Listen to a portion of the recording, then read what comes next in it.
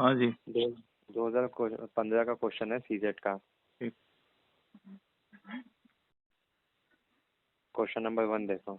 हमें इसमें सिर्फ पैसेज देखने हैं कि जल्दी से जल्दी कैसे हम इन्हें सॉल्व करें बिना पढ़े। दे, कोशिश करनी है बिना पढ़े। अगर दे, ज़्यादा अटकेंगे किसी क्वेश्चन पे तब देखेंगे पैसेज में क्या लिखा है। पैसेज पर क्या लिखा है। और इसको अगर जो भी सुनेगा लिसनर, जो भी यूपीएससी एस्पिरेंट है जो सीसेट में बार बार फेल हो रहा है, तो अगर इन पैसेजों को इस पॉइंट ऑफ व्यू से करने का प्रयास करेगा तो कम से कम 10 से 12 नंबर उसके इंक्रीज होंगे, और विद कम टाइम में। ये तो समझ लो। रहेगा कि जितने भी पैसेज में क्वेश्चन आएंगे, अगर 20 से प्लस क्वेश्चन ही आते हैं हर साल, हाँ, अगर 20 से प्लस क्वेश्चन जैसे आते ही आते हैं तो कम से कम 15 से या 17 प्लस क्वेश्चन उसके पक्का सही हो जाएंगे। और ज्यादा से ज्यादा भी 4 से 5 महीने, और ज्यादा से ज्यादा कोई हल करेगा, प्रयास करेगा इसी वाले मतलब कि जिस तरह से हम हैंडल कर रहे हैं, तो कम से कम भी ना तो उसके 20+ और 24 के अकॉर्डिंग उसके राइट हो जाएंगे, जो कि सीसेट क्लियर कराने के लिए आसान होंगे। और हम्म और मात्र 30 से 35 सेकंड के अंदर, वो मिनट के अंदर। हम्म ठीक। पैसेज 1 देखो। अब पैसेज 1 का क्वेश्चन इसमें 1। पैसेज में हिंदी मीडियम वालों को प्रॉब्लम ये होती है कि बहुत सारे ऐसे बोलता है कि पूर्व धारणा है, ये है वो है, उन ऊपर ध्यान नहीं देके आप सिर्फ ऑप्शनों पर आए हैं। हम्म ऑप्शनों को आने का ये है कि जैसे कि न्यूनतम आवश्यकता क्या है, बहुत से में सर्वोत्तम सारांश क्या, कुछ नहीं है। आप हम्म कॉम्प्रहेंसिव सॉल्व कर रहे हो, तो आपका सबसे पहले पॉइंट ऑफ व्यू होना चाहिए व्यापक तौर पर, जो सबको अपनी चीजों में समेटे हुए। और दूसरा, सकारात्मकता में स्टेटमेंट होनी चाहिए, ना कि नेगेटिविटी। तो ये आपको हम्म खुद ही लग जाएगा। तो पहला क्वेश्चन बताइए। बताओ पहला क्वेश्चन। मानव उसे प्रभावित करने वाली भारी वस्तुओं पर नियंत्रण प्रयास पाने का प्रयास करता है। दूसरा, समाज में अधिमानव, जिसे सुपर ह्यूमन बोलते हैं, और अमानव होते हैं। सार्वजनिक नागरिक भागीदारी में अपवाद पूरे तंत्र की क्षमता के लिए सहायक है। हम्म अपवाद, शासन करने में यह मान्यता निहित है कि अलग अलग व्यक्तियों की क्षमताओं में असमानताएं होती हैं। अब देखो इसमें बोल रहा है, देखो समाज, मानव उसे प्रभावित करने वाली भारी वस्तुओं पर नियंत्रण पाने का प्रयास करता है। बिल्कुल ठीक। समाज में अधिमानव और अवमानव होते हैं। तो ये जो स्टेटमेंट है बी वाली, ये आपको खुद ही लग रही होगी कि स्टेटमेंट में ही इस तरह की चीजें दे रहा है कि मतलब कि सुपर ह्यूमन और सब ह्यूमन। तो इसमें कोई रिलेटिव नहीं कर रहा है। सार्वजनिक नागरिक भागीदारी में अपवाद पूरे तंत्र की क्षमता के लिए सहायक है। पूरे तंत्र की पूरे तंत्र के लिए, तो ये हम्म गलत है ना। क्योंकि पूरे ठीक। इस तरह से जो मतलब कि ये बोल देता है ना कि डिसाइड कर दिया इसने कि सहायक है, ये हम्म सहायक है। ये नहीं कह रहा कि सहायक हो सकता है, इसने कह दिया कि सहायक है, ये तो है। हम्म ऑप्शन डी, शासन करने में यह मान्यता निहित है कि अलग अलग व्यक्तियों की क्षमताओं में असमानताएं होती हैं। शासन एक दूसरा डिपार्टमेंट है।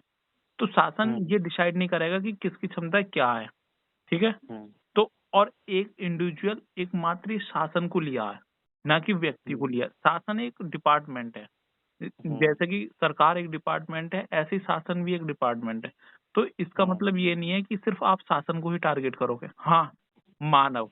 अब देखो इन चारों पॉइंटों में क्या है, चारों ऑप्शनों में, एक में समाज दिया, एक में हम्म सार्वजनिक नागरिक भागीदारी दी, एक शासन है। और उसमें जो सबको जो इन्वॉल्व होगा वो होगा मानव। इन तीनों के ऑप्शन में जो है ए पर काउंटर होगा, क्योंकि मानव सब में ही आएगा। मानव जो वो समाज भी बनाता है, मानव जो नागरिक भागीदारी बनाता है, मानव जो शासन भी बनाता है।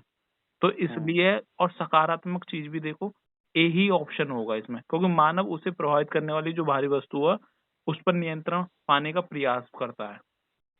हम्म ओके। ठीक। ठीक। आप अपना बताइए इसमें क्या हुआ है। देखो इसमें वही चीज़ है कि पहला ABCD, इसमें जैसे 4 स्टेटमेंट हैं। हमें देखना ये है कि कौन सी स्टेटमेंट ज़्यादा व्यापक है। अपने में समाहित कर रही है सबको। अपने में काफ़ी सारी चीज़ों को ले लेती है। हाँ, जब और वो वाली स्टेटमेंट हमें काटनी है जो थोड़ी एक्सट्रीम किस्म की है और थोड़ी सीमित है। सीमित है, क्योंकि वो सिर्फ एक ही चीज को काउंटर कर रही है। जैसे बी वाली स्टेटमेंट देखो, ए बी सी डी, इनको थोड़ा ऊपर ऊपर से देखो। हाँ तो पहले में बात कर रहा है मानव की, दूसरे में समाज की, हाँ तीसरे में नागरिक भागीदारी की, हाँ। चौथे में शासन की। शासन तो सबसे छोटा हो जाता है एकदम। वो तो एक प्रारूप है छोटा। ठीक। उसके बाद नागरिक भागीदारी, इसमें भी ये छोटी चीज आ जाती है ऊपर ऊपर से देखने पे। हम्म फिर समाज में ये कहता है कि समाज में अधिमानव और अवमानव होते हैं। हम्म। इसके अलावा कोई और चीज होती नहीं है समाज में, क्यों नहीं? है ना। यह तो ये यहाँ पे ये कहता है कि हो सकते हैं, तब हाँ। बात ठीक थी कि हाँ ये हो सकते हैं, या इनके अलावा भी कुछ हो सकता है। लेकिन इसने केवल दो चीजों को लिया और ये बोला कि समाज में ये होते हैं। हम्म। ठीक और है। स्टेटमेंट ये वाली बहुत ज्यादा गलत नहीं है, लेकिन इससे भी अच्छी स्टेटमेंट और नहीं हमारे नहीं, पास हो सकती है। हम सॉल्व कर रहे हैं कॉम्प्रहेंसिव, हम्म ना कि क्वेश्चन को सॉल्व कर रहे हैं। कॉम्प्रहेंसिव तो हमें व्यापक तौर पर सोचना पड़ेगा। हम्म अब ठीक। ए वाली स्टेटमेंट जो है, मानव उसे प्रभावित करने वाली बाह्य वस्तुओं पर नियंत्रण पाने का प्रयास करता है। हम्म ये ठीक है कि यहाँ पे ये क्या है, इसने थोड़ी वैसी बात करी, ना तो ये कह दिया है, ना तो कोई चीज एकदम निश्चित रूप से मान ली गई है, ना कुछ बोला गया है एकदम सटीक सटीक। इसमें बोला है कि प्रयास करता है। अब वो प्रयास करता है, कितना करता है, कम करता है, ज्यादा करता है, वो चीज आगे के लिए छोड़ दी गई है। हम्म बस यहाँ पे इतना बोला है, एक संभावना देकर छोड़ दी गई है, हम्म ना कि चीजों को बिल्कुल डिसाइड किया गया है। हम्म। ठीक है। ओके। सेकंड वाला वो देखो, क्वेश्चन देखो पहले तो इसमें क्या लिखा है, निम्नलिखित कथनों में से कौन सा एक उपयुक्त परिच्छेद का सर्वोत्तम सारांश रूप प्रस्तुत करता है। हम्म। ठीक है। ओके। विश्व की, अब एक एक चीज को तोड़ के देखना है और ऊपर ऊपर से भी देखना है कई तरीके से। हम्म विश्व की जनसंख्या बहुत तेजी से बढ़ रही है। हम्म। ठीक है, देखते हैं। खाद्य सुरक्षा केवल विकासशील देशों में ही एक चिरस्थायी समस्या है, ये तो बिल्कुल गलत है। जो कभी नहीं मिटने वाली। है ना। एक तो इसने बोला कि केवल विकासशील देशों में ही है, ऐसा नहीं है कि केवल लगाने से गलत हो गया। हाँ केवल के बाद अगर दूसरी कोई स्टेटमेंट आती है जो केवल को काट देती हाँ। है ना, तो ये स्टेटमेंट कहीं ना कहीं ठीक हो सकती थी। या तो ऐसे होता कि, या तो स्टेटमेंट ऐसे हो सकती थी ये वाली, कि खाद्य सुरक्षा केवल विकासशील देशों में ही नहीं और अन्य में, मतलब और देशों विकसित में भी देशों की भी एक समस्या एक है। समस्या है ना हाँ, दूसरी। तब तो ये स्टेटमेंट ठीक हो जाती कि क्योंकि केवल केवल हमारी करके नहीं है ना, और लोगों उसने की है। केवल करके उसने नहीं भी बोल दिया ना, तो वो कट गया केवल। हाँ, तो वो कहीं ना कहीं वो दो नेगेटिव से वो पॉजिटिव बन जाता है। हम्म। लेकिन यहाँ पे एक नेगेटिव ही है, तो ये स्टेटमेंट अपने आप में नेगेटिव हो जाएगी। और कोई आजकल भी समस्या चिरस्थायी नहीं हो सकती। आजकल क्या चल रहा है ना, जो कुछ स्टूडेंटों ने जो यूपीएससी दे लिया है, तो वो क्या बताते हैं आजकल स्टूडेंटों को कि जहाँ ओनली आए, ये आए, सभी आए तो उसको काट दो। नहीं वो नहीं जो नहीं, इस है तरह वो की गलत चीजें नहीं है। गाइडेंस कर रहे हैं लोगों को। नहीं, सिर्फ ओनली है वो। अब यूपीएससी भी स्मार्ट है, वो भी सिर्फ इन है सब ना। चीजों को नहीं तो देखता। इसलिए ज्यादा से ज्यादा जिस तरह से हम प्रयास कर रहे हैं, इस तरह से और भी लोग करेंगे तो बेहतर परिणाम निकलेंगे उसके। ठीक है। अब देखो, पहले वाले में बोला कि जनसंख्या तेजी से बढ़ रही है, हाँ केवल जनसंख्या को टारगेट किया। हाँ दूसरे वाले में टारगेट किया खाद्य सुरक्षा को। हाँ। ठीक है। अब हम देख रहे हैं, मतलब हम पॉइंट इन इस चार स्टेटमेंट से ही समझ रहे हैं कि आखिर ये जो पैराग्राफ था कि इसमें किस चीज की बात चल रही थी। एक तो हम्म हो सकता है जनसंख्या की बात चल रही हो, हम्म एक हो सकता है खाद्य सुरक्षा की बात हो। हम्म। ठीक है। तीसरा स्टेटमेंट देखो, खाद्य के सन्निकट अभाव को पूरा करने के लिए विश्व के पास पर्याप्त संसाधन नहीं है। ये गलत। ऐसा, अभी हमें यही नहीं मालूम कि हमारे पास संसाधन कितने हैं। कितने हैं? अभी तो संसाधनों की लगातार खोज चल रही है, कुछ। साइबेरिया का क्षेत्र हो गया, दूसरा क्षेत्र आर्कटिक वाला हो गया। हम्म पता ही नहीं है अभी तो कितने संसाधन है, तो हम्म कैसे कह सकते हो कि संसाधन पर्याप्त है ही नहीं। हम्म। एक अंदाजा लगा सकते हैं, लेकिन अंदाजा बिल्कुल सटीक नहीं हो सकता ना। आपने तो कि डिसाइड कर दिया ना कि है नहीं है, मतलब कि। और फिर इसने ये बोला है कि सन्निकट, एकदम जो सन्निकट बिल्कुल आने वाला जो वो भविष्य है, हाँ उसमें अभाव है। ऐसा तो अभी तो हमने कोविड में भी काम कर लिया अच्छा खासा। उसके बाद भी अगर कोई दिक्कत आती है उसमें भी काम हो सकता है अच्छा खासा, आराम से चीजें चल सकती हैं। हम्म। लेकिन इसने तो कह ही दिया कि पर्याप्त संसाधन है ही नहीं। हाँ, डिसाइड कर दिया इसने, और जो या डिसाइड तो, कर देगा वो हमेशा हाँ, गलत होगा क्वेश्चन। ये तो बिल्कुल राइट है। ये बिल्कुल चीज ठीक है कि कोई एकदम चीज निश्चित नहीं हो सकती। हाँ खासकर निश्चित किसमें नहीं हो सकती, जो इस तरह के मामले हैं। हाँ। और फिर हम एग्जाम दे रहे हैं यूपीएससी का, और तो देखो बी और सी तो अपने आप में एकदम कट जाता है क्योंकि ये बिल्कुल एक्सट्रीम है। हाँ ठीक है, इसमें कोई वैसा सोचने की जरूरत नहीं है, तो नॉर्मल सा कॉमन सेंस भी है। तो हाँ। अब बचा ए और डी। अब हमारे पास ये तो समझ में आ गया कि क्या आके बात किस चीज की चल रही है। खाद्य सुरक्षा की बात चल रही है कहीं ना कहीं। हम्म। खाद्य सुरक्षा एक लगातार बढ़ती हुई सामूहिक चुनौती है। अब अब देखो देखते हैं। इसमें व्यक्ति भी आ गया और हाँ, इसमें खास अब सुरक्षा। एक देखो, अब सामूहिक चुनौती का मतलब ये हो गया कि ना केवल ये विकासशील देशों की समस्या है, बल्कि ये विकसित देशों की भी है, एक आम आदमी की भी, और एक हर तरह के लोगों की हर है। समुदाय की है ये। है ना, पूरे सामूहिक है। सामूहिक यानी पूरे वैश्विक हाँ। सामूहिक। हम्म। है ना, विश्व का पूरा समूह जो है वो उसकी समस्या है पूरी। हाँ। अब ये पहले वाली स्टेटमेंट भी ठीक है कि जनसंख्या तो तेजी से बढ़ी हुई है, ये तो इसमें मगर तो वो कोई एक वो चीज नहीं। को ही टारगेट कर रहा है ना वो। लेकिन वहाँ पे ये स्टेटमेंट में कहीं ना कहीं कमी है। हम बात यहाँ पे खाद्य सुरक्षा की भी है, क्योंकि ऐसे देखो कि बी सी और डी इन तीनों स्टेटमेंट में खाद्य सुरक्षा की बात है। यानी खाद्य सुरक्षा का जो मुद्दा है वो अपने आप में इम्पोर्टेंट है इसमें। नहीं नहीं, इम्पोर्टेंट तो है मगर एक व्यापक तौर पे आ रहा आप देखो ना, तो वो खाद्य सुरक्षा ही एक व्यापक है। विश्व की जन सिर्फ मामले में वो जनसंख्या बढ़ रही है, ना कि वो एक मतलब कि चुनौतियां भी बता रहा है ये। हाँ, चुनौतियों को भी बता रहा है और उसके हाँ साथ साथ मतलब कि चीज भी बता रहा है कि किस चीज की चुनौती है। हाँ, मतलब कहीं ना कहीं पहली वाली स्टेटमेंट से ज्यादा थोड़ी व्यापक है और ज्यादा थोड़ी ठीक है। हाँ, और व्यापकता को ही हमें क्योंकि देखना उसमें है। तो ये, क्योंकि पहली वाली में तो बस कह दिया कि हाँ ये काम हो रहा है, हाँ। लेकिन ये काम किस तरीके से हैंडल हो, या क्या इससे चुनौती है क्या नहीं है, किसके लिए चुनौती है किसको चुनौती है, इन सब चीज़ों की भी बात नहीं है। ओके। तो डी वाली स्टेटमेंट कहीं ना कहीं ठीक लगती है बाकियों से। पता नहीं अभी कि सही है कि सही नहीं है, लेकिन बाकियों के मुकाबले कंपैरिजन में तो ठीक है। ओके। ठीक है। तीसरा। तीसरा वाला देखो। हमारे सशस्त्र प्रणालियों के निर्माण से हमारे पड़ोसी हमारे विरुद्ध युद्ध के लिए उत्तेजित हुए हैं। ठीक है, हम्म। हो सकता है, देखते हैं। हाँ। है ना, हम सशस्त्र निर्माण पर जितना अधिक व्यय करेंगे, हमारे पड़ोसियों के साथ सशस्त्र संघर्ष की संभावना उतनी ही कम होगी। हम्म। तीसरा। है ना? कहने का मतलब हम शस्त्र निर्माण पर जितना अधिक, हम जितना ज्यादा खर्चा करेंगे अपने हथियार बनाने पर, पड़ोसियों के साथ लड़ाई झगड़ा करने की संभावना उतनी ही कम होगी। हाँ, इसका रीजन ये है कि एक बैलेंस बनाना। हाँ, एक बैलेंस बनेगा कि भाई हमारे पास मतलब हमारे पास ज्यादा हथियार होंगे तो सामने वाला लड़ने ही नहीं आएगा। हाँ। तीसरा। राष्ट्रीय सुरक्षा के लिए यह आवश्यक है कि हमारे पास अत्याधुनिक शस्त्र प्रणालियां हो। ऐसा तो कुछ देखो, राष्ट्रीय सुरक्षा के लिए सिर्फ यही चीज आवश्यक नहीं है। राष्ट्र सुरक्षा के लिए बहुत सारी चीजें होती हैं जो आवश्यक होती हैं। सिर्फ एक अच्छी आप विदेश नीति आप भी। हथियार के विषय में मत कहिए। आप इंटेलिजेंसी होगी, आपके साइबर मतलब कि आपकी मतलब कि एजेंसियां हो गई, और आपकी फोर्सेस हो गई, आपकी नीतियां हो गई।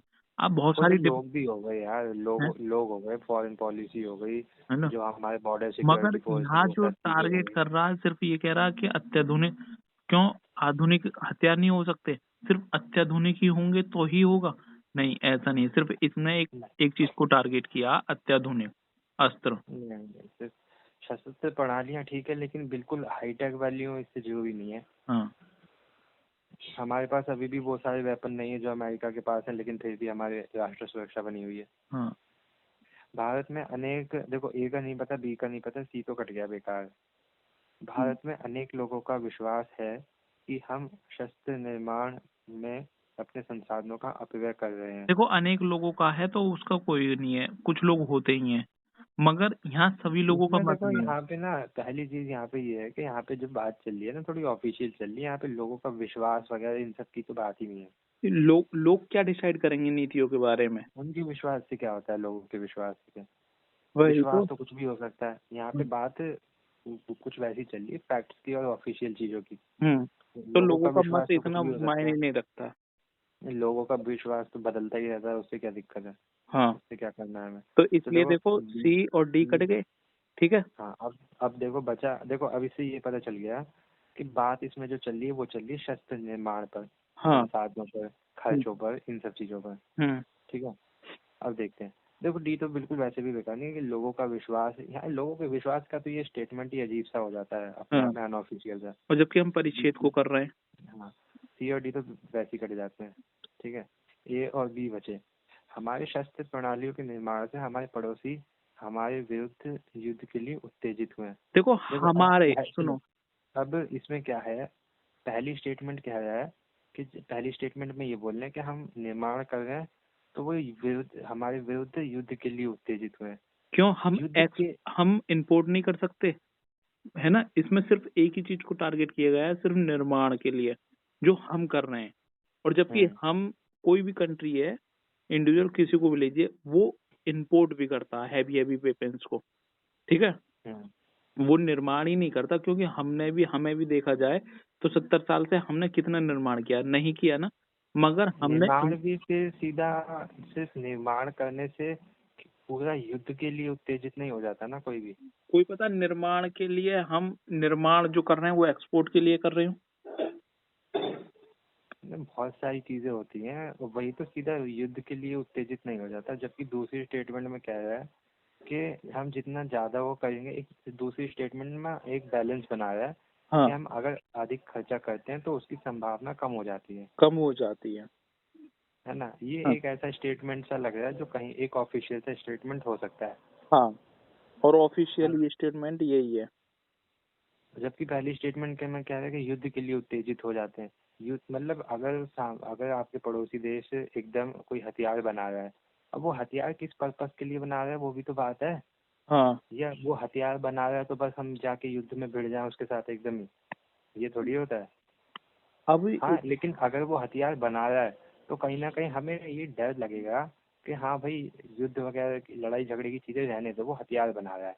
हम्म यानी एक संभावना हमारी घटेगी। जैसे हम बनाएंगे हथियार, तो सामने अगर हम हथियार बनाएंगे तो चाइना वाले बोलेंगे यार, युद्ध की जैसी चीजें रहने दो, हथियार बनाए जा रहे हैं आजकल वहाँ पे भारत हाँ, में। हाँ, लेकिन ये थोड़ी ना है कि यहाँ पे हथियार बनने हैं तो वो एकदम उत्तेजित। युद्ध करने के लिए आ जाएगा। और ये भी नहीं है कि ये वाली बात आई है कि आपके पड़ोसी, तो और पड़ोसी, वैसे भी पड़ोसी। जब हथियार वगैरह चीजें ये सब बनाई जाती हैं, ये सब होता है, तो पहले सबसे पहले क्या होता है, अंतर्राष्ट्रीय स्तर पर वो कटाक्ष किया जाता है, हम्म ऐसे हो रहा है वैसे हो रहा है ना। सीधा ये थोड़ी है कि युद्ध लेके युद्ध तो होता है कुछ हो गया। हम्म स्टेटमेंट ही खराब है। और 20 में जहाँ तक है ज्यादा ठीक है। हाँ, और उत्तेजित हुए तो क्या हुए? उत्तेजित होने से तो कुछ नहीं होगा ना, है ना?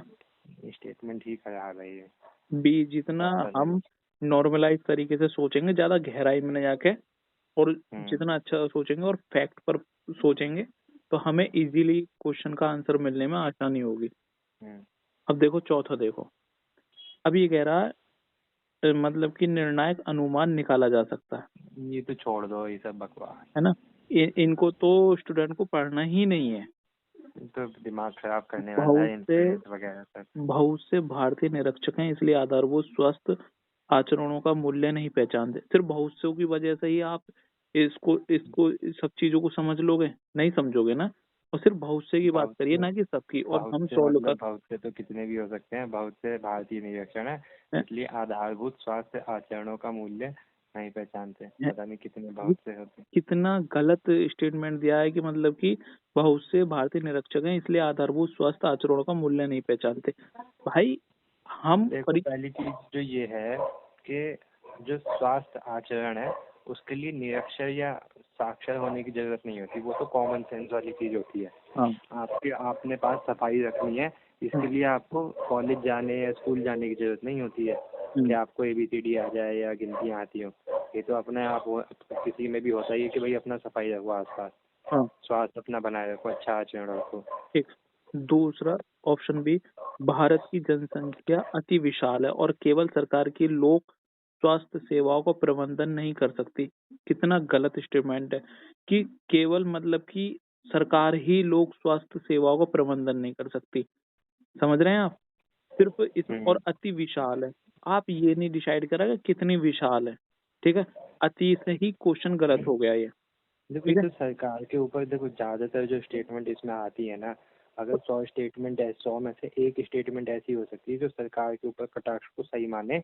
वो भी नहीं, तब हो सकती है जब बाकी तीनों स्टेटमेंट उससे भी बेकार हो। हाँ, और सरकार का कभी भी क्रिटिसाइज हाँ, इसमें ठीक नहीं होता, नहीं ठीक नहीं क्योंकि होता, हम सरकार खुद के ऊपर तो ऑफिसर कोई की भी तैयारी कर क्रिटिसाइज रहे नहीं। हैं। ये व्यक्ति क्रिटिसाइज करे तो ठीक है, मगर एक हम्म ऑफिसर क्रिटिसाइज करे तो प्रॉब्लम है, ठीक हम्म है? सरकार का कभी भी आलोचना नहीं करनी है हमें, ठीक। बहुत ही कम चांस होते हैं जहाँ पे इस तरह की स्टेटमेंट ठीक हो, वो वहीं पे होते हैं। स्टेटमेंट ठीक, अगर बी स्टेटमेंट तब ठीक होगी जब ए सी और डी इससे भी बेकार स्टेटमेंट हो। हाँ, मगर मैं फिर बता रहा हूँ आपको, सरकार का आपको आलोचना करनी ही नहीं है। अगर आपको नहीं, बिल्कुल नहीं। आपको सर्विस करनी है तो सरकार की रजामंदी में ही काम चलेगा। सी, हाँ। मातृ स्वास्थ्य तथा बाल स्वास्थ्य सेवाओं को एकीकृत करने और सबको सुलभ कराने में इस समस्या को प्रभावी रूप से हल किया जा सकता है। डी ऑप्शन, गर्भधारण योग्य महिलाओं का पोषण बाल मृत्यु दर को प्रभावित नहीं करता। ये पूरी तरीके से गलत है, इसने डिसाइड कर दिया कि नहीं करता, इसलिए ऑप्शन आया भाई आपका सी। ऐसी कोई चीज नहीं है जो दूसरी चीज को प्रभावित ना करती हो, ऐसी इस कोई दुनिया चीज नहीं है। में एक चीज दूसरी चीज को हमेशा प्रभावित करती आई है, करती ही है हमेशा। इसलिए ऑप्शन सी है इसका। क्योंकि इसका तो माँ, कोई लॉ भी है ना, पता नहीं कोई साइंटिस्ट का कि पता नहीं क्या है, एवरीथिंग अट्रैक्ट एवरीथिंग, पता नहीं क्या है चीज है। हाँ, तो इसका ऑप्शन आया सी, क्योंकि मातृत्व स्वास्थ्य तथा बाल स्वास्थ्य दो सेवाओं को एकीकृत करने और सबको सुलभ कराने से, सबको, अब समझ रहे हैं आप, हम्म। इसमें व्यापक क्योंकि तौर पर। ये सबको इसलिए भी क्योंकि ये जो सुविधा है ये सभी को होनी चाहिए। हाँ। स्वास्थ्य की, बाल स्वास्थ्य की, इन सब है ना, ये सुविधाएं तो सभी को होनी ही चाहिए। हाँ, तो इसलिए ऑप्शन इसका आया सी, और प्रभावी रूप से हल देखो, किया जाए। ऑप्शन सी पता हो या ना पता हो, लेकिन ये पता होना चाहिए कि किस तरह के ऑप्शन कटेंगे, हाँ, ये सबसे महत्वपूर्ण है। है ना। किस तरह के ऑप्शन गलत हैं ये पहचानना जरूरी है। ये छोड़ दो कि कौन सा ऑप्शन सही है। हाँ, और गलत ये ऑप्शन को सबले काट दोगे तो ए अपने बी आप और निकल सी, आएंगे। ये तीनों ही नेगेटिविटी है। हम्म। ठीक। फिर से देख लो, भले ही जैसे डी वाला देखते हैं, गर्भ धारण योग्य महिलाओं का पोषण बाल मृत्यु दर को प्रभावित नहीं करता। एक बात बताओ, अब बाल मृत्यु दर को प्रभावित नहीं कैसे नहीं करेगा? बच्चों को पोषण कहाँ से मिलेगा? माँ से। माताओं से ही तो मिले ना। अब हाँ। माताएं अगर कुपोषित रहेंगी तो बच्चे कैसे वो फलेंगे फूलेंगे? हाँ।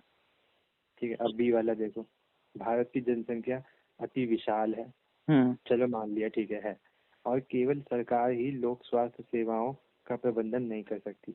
एक बार को ये भी मान लिया है, लेकिन इसका मतलब ये नहीं है कि इसका इसका कारण जनसंख्या से हम्म।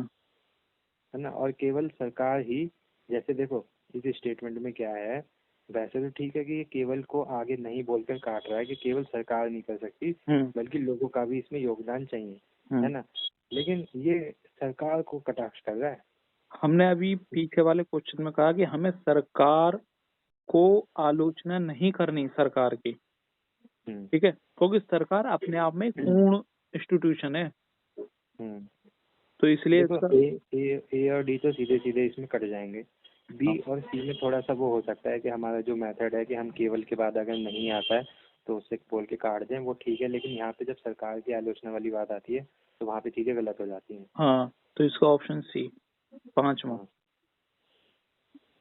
क्षेत्रीय रूप से उगाए गए खाद्य पदार्थों का उपभोग करना और लंबी यात्रा से लाए गए खाद्य पदार्थों पर निर्भर न होना पर्यावरणीय अनुकूल व्यवहार का एक हिस्सा है। एक हिस्सा है, सबला हिस्सा हम्म। नहीं है, एक हिस्सा है। तो इसलिए पॉजिटिव वे में है, क्योंकि इसमें हम्म। कोई भी चीज निगेटिविटी नहीं आई है। क्योंकि हम्म। कुछ हमने उपभोग करे क्षेत्रीय रूप पे, और जो बाहर से लंबी यात्रा कर कर आए खाद्य पदार्थ पर निर्भर न रहना, क्योंकि हम जो हम्म। क्षेत्रीयता को ज्यादा बढ़ावा दे रहे हैं, है ना। हम्म। तो इसलिए वो पर्यावरण अनुकूल व्यवहार है, क्योंकि अगर वो जो विदेश से हमने इंपोर्ट करा या बाहर से कोई भी चीज लाए गए खाद्य पदार्थ, अगर वो ही हमारे यहाँ ज्यादा हम्म। पैदावारी होने लगी, तो हमारे यहाँ जो डाइवर्सिटी है, जैव विविधता, उसको ही नुकसान पहुंच जाएगा। ठीक है, हम्म। तो इसलिए ये ऑप्शन बिल्कुल ठीक है, निर्वन्य होना, है ना, हम्म। ये पर्यावरणीय अनुकूल व्यवहार का एक हिस्सा है। ऑप्शन दो, खाद्य पदार्थ खाद्य प्रसंस्करण हमारे उद्योग हमारे प्राकृतिक संसाधनों पर बोझ डालता है। बिल्कुल ठीक है, क्योंकि जब से ये खाद्य प्रसंस्करण चला है, तब से हम अधिक से अधिक हमारे किसान जो हैं, है ना, अधिक देखो, से। सिंपल सी चीज है, हम्म। खाद्य प्रसंस्करण को छोड़ो, जैसे जैसे एक्टिविटी ह्यूमन की ज्यादा होती जाएगी वैसे वैसे प्रकृति पर बोझ पड़ता जाएगा। बढ़ता जाएगा। ठीक है, अब वो इसमें कोई कोई भी भी प्रॉब्लम एक्टिविटी नहीं रहे, है। चाहे वो जनसंख्या बढ़े, चाहे वो वैसी कोई निर्माण कार्य हो, चाहे कुछ भी हो, कोई भी एक्टिविटी अगर बढ़ती जाएगी ह्यूमन की, तो उससे प्रकृति के संसाधनों पर बोझ पड़ेगा आप पड़ेगा। आप 60-70 के दशक में जाइए, 60 से पहले हमारे यहाँ अनाज नहीं था, ठीक है, और हमारे यहाँ खेती भी बहुत बड़े पैमाने पर होती थी, फिर भी हमारे यहाँ अनाज नहीं था। परंतु हम जो है, अब 60-70 के बाद हरित क्रांति आई, लोगों ने ज्यादा से ज्यादा क्या करा, चावल गेहूं इन चीजों को उगाना स्टार्ट किया। तो उससे क्या हुआ, हमने मतलब कि जंगलों को काटा, खेत बनाए, प्राकृतिक संसाधनों पर बोझ पड़ा, और हमने क्या करा, अंधाधुंध पानी का दोहन करा, जिससे वाटर लेवल पर इफेक्ट पड़ा। हमने क्या करा, हमने रासायनिक खाद, उर्वरक, हमने कीटनाशक दवाइयां डाली, उससे क्या करा, मिट्टी की उर्वरकता पर दबाव पड़ा हमारे पे। तो ये जो है बिल्कुल सही है, क्योंकि जब तक हम, और ये अब इंडस्ट्री लग रही है, मतलब कि खाद्य हम्म प्रसंस्करण की, इसमें भी तो एक दबाव भी बनना है किसानों को, ज्यादा से ज्यादा फसलों को उगाने के लिए नई नई किस्म के बीजों का उपयोग कर रहे हैं। हम्म। तो इसका ठीक है, ऑप्शन सी है। चलो बाकी क्वेश्चन अगले उसमें। ओके।